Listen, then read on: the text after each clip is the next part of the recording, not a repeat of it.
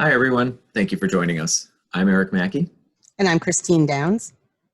and we're trainers for Northeast PBIS. We're going to be talking about developing plans for teaching school-wide expectations.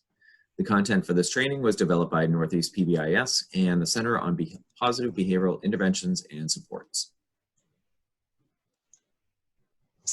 So this should look familiar. This is our roadmap for getting started with PBIS at the Tier 1 or universal level. And hopefully by this time, you have gone through the first 3 steps and identified and defined your school-wide expectations. Now we're going to talk about how you'll be developing procedures to teach your school-wide expectations, just like you would academics. And you can follow along in your Getting Started workbook in section 2B4.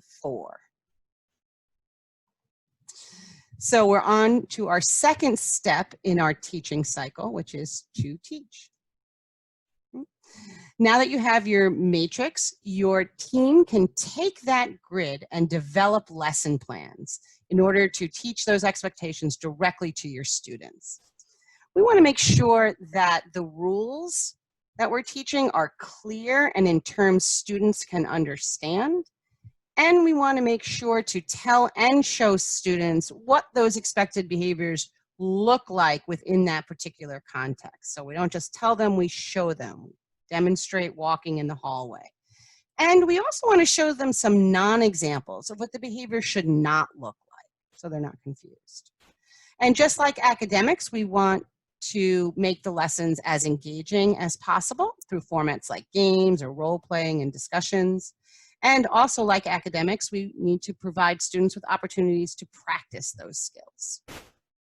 So, Christine, I often get the question about the non-examples, such as why have them, and doesn't that just mislead students? That's a good question. We always want the adults to demonstrate the non-examples. We'd never have students practice or demonstrate the only what they should be doing. But sometimes it's kind of important to show them what it doesn't look like. So like walking in the hall and coming into class quietly, you can demonstrate that. And then going back and saying, you know, this is what we don't want to see. You coming in, walking right up to the door and then jumping up and slamming that door frame as you walk in. So this is what we don't want to see. So let's try it the right way, everybody, and do it. It just kind of gives them that visual understanding and kind of drives home what you want them to do. Okay, so your behavior matrix is nicely set up to help you create your actual lesson plans.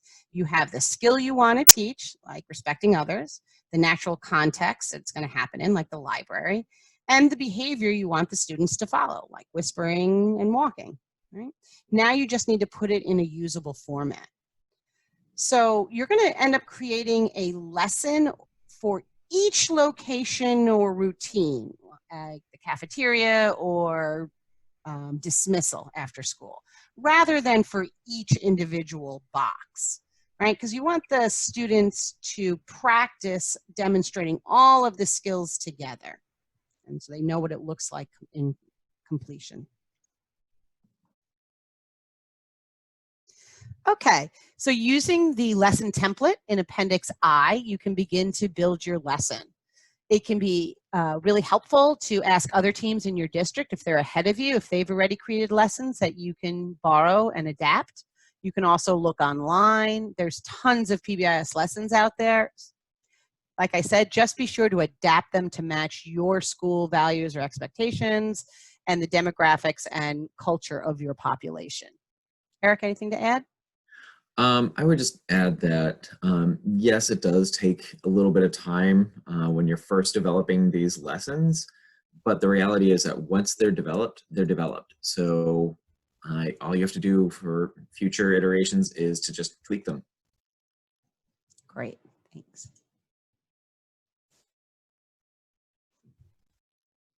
Okay, so you've got your lesson plans created. It's also important to decide when you're going to teach those lessons and build a teaching schedule for your staff to follow. You might do all of your teaching on the first day or two of school, or you might spread it out over a week or two. It tends to be more effective to schedule the lessons that should be taught, rather than leaving it up to each teacher to decide on their own whether they do it or not.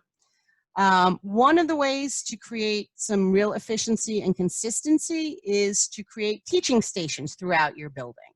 So a teacher would take their class through the building, first to the hallway teaching station, receive that lesson by two individuals who were there to teach it, then move to the cafeteria, receive that lesson, then move to, say, the bathroom or the bus. And that way it ensures the lessons are consistent, they're being taught by the same people, and all students are receiving that lesson because everyone has a schedule to move through it. I would just add that even if you have the stations, just to make sure that all teachers know how to teach those lessons, because throughout the year, students might start to forget. You have holidays that happen and breaks where behaviors start to kind of unravel. So you want to make sure that teachers know how to teach those lessons so that they are equipped to teach them when they need to. Excellent point. Here's a quick example of a school's teaching plan. They have schedules created for the first 3 days from 9 to 10 o'clock, one grade level for each day. They have stations set out. They have a schedule for when the teachers are going to go. Each station is staffed. They have all of their materials laid out, their lesson plan, their posters, everything they need to do the lesson. And here's an example of them performing the lesson on the playground. Right. Remember to make your lessons as engaging as possible and encourage students to participate. Like here you see students pointing to the behaviors on the posters. And it's also important to incorporate checks for understanding so that they're actually learning what we want them to learn. So you can see here students using response cards to say whether the behavior was appropriate or not appropriate. So. Yep. We want to make sure that we teach the lessons within the particular context or the location that they naturally occur. Teaching lunch behaviors in the cafeteria, hallway behaviors in the hallway. It can be very difficult to understand bathroom behavior if we're teaching it to the entire 500 students in an assembly. Throughout the year, you are going to want to refresh the behavioral lessons, especially after long breaks. So reteaching helps remind students that the behaviors are still important and they should still be followed. Incorporating games and activities and encouraging participations from students really makes it more engaging and meaningful and can add an element of fun or competition to the learning. So now that you've defined and taught your behavioral expectations, you'll want to hang up those posters in each location. Remember, these act as reminders for the teachers to prompt students before going into a particular location like the hall or the playground, and they act as visual reminders to the students themselves in those locations. So when you have a moment to get together with your team, go back to the Getting Started workbook and go to section 2B4. Review the guidelines for teaching those expectations. Use the provided template to build an initial behavioral skills lesson or expectation lesson, and review the sample with the team and talk about what format would be best for your teachers in your community. You can use this as a template for future lessons.